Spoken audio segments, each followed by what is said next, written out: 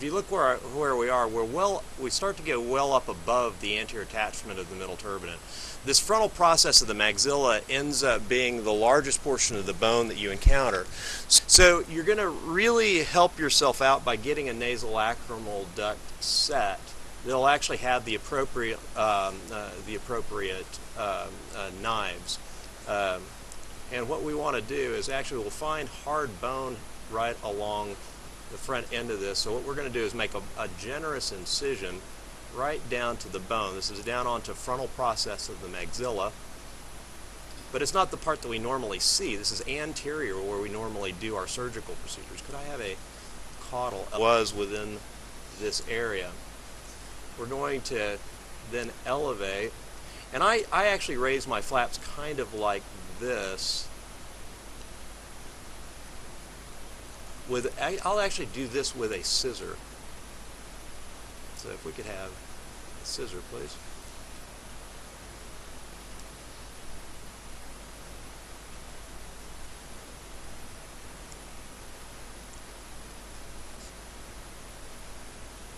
Okay. And could I have that caudal elevator? So we want this flap to be able to be added. You can start to see our unsnake process, and then we have an auger nausea cell we've kind of entered into. And once again, that really, we're going to try to leave those alone, but that really doesn't cause much of a problem for us.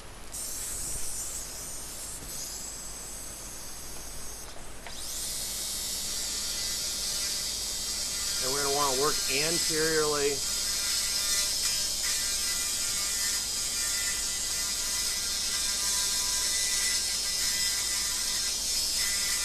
along this lacrimal crest.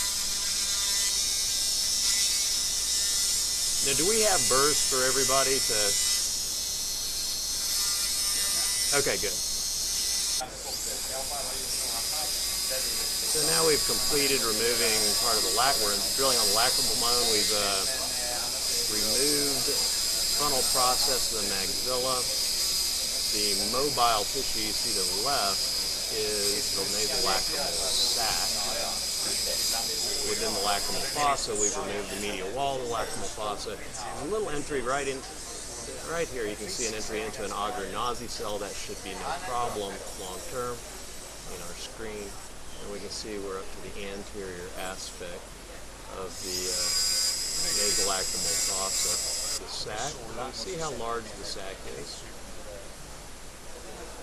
We want to actually identify the superior portion of the sac so we get a nice wide opening. I'm going to push on the nasolacrimal sac and we can see that opening. So now we will create our posteriorly based nasolacrimal flap, and my goal is to enter into the sac as far anteriorly as I can.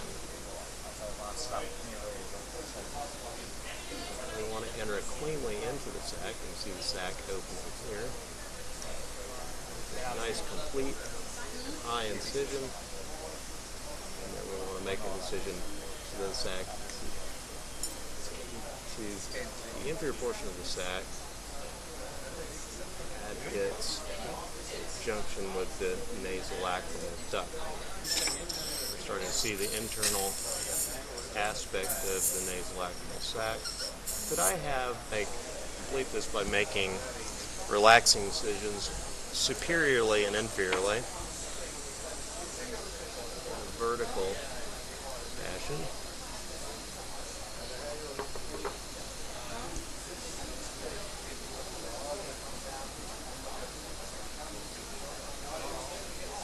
Caudal elevator, please.